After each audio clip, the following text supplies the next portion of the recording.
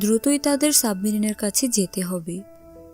বেশ কিছুক্ষণ পর ব্যানের বেলুন ওড়ানোটা কাজে যায়। একটা মাঝবয়সী লোক তার কুকুরটাকে নিয়ে তাদের দিকে আসছে। সেটা আবার টম দেখতে পেয়ে হাতে একটি পানির বোতল নিয়ে যায় সে লোকটির জন্য। লোকটিকে খুব তৃষ্ণার্ত দেখাচ্ছিল, তাই লোকটি টমের থেকে পানি খেয়ে হঠাৎ টমের উপর আক্রমণ চালিয়ে দেয়, যেটা দূর থেকে দেখতে পেয়ে ছুটে আসে জুলিয়া।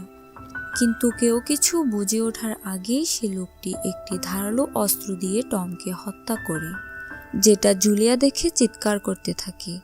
এবার লোকটি জুলিয়ার দিক আসতে থাকে। জুলিয়া সেটা দেখে দৌড়ে তার ছেলে মেয়েদের দিক চিৎকার করে আসতে থাকে, কিন্তু কেসিকে দেখা যায় সে কানের মধ্যে হেডফোন লাগিয়ে গান শুনছে। মানে এখানে জুলিয়ার চিৎকার তার মেয়ে শুনতে পাচ্ছে না।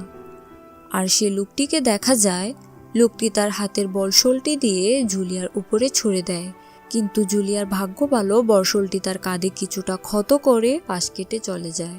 বোটের কাছে চলে আসলে জুলিয়ার ছেলে মেয়েরা তার চিৎকার শুনে তাকে বোটের ভেতরে নিয়ে যায়। জুলিয়া বোটের ভিতর থেকে দরজাটা লক করে দেয় এবং তার বাচ্চাদের লুকাতে থাকে। এদিকে দরজার পাশে চলে এসেছে সে লোকটি। বোঝাই যাচ্ছিল লোকটি কিছুক্ষণের মধ্যে দরজা ভেঙে ভিতরে চলে আসবে।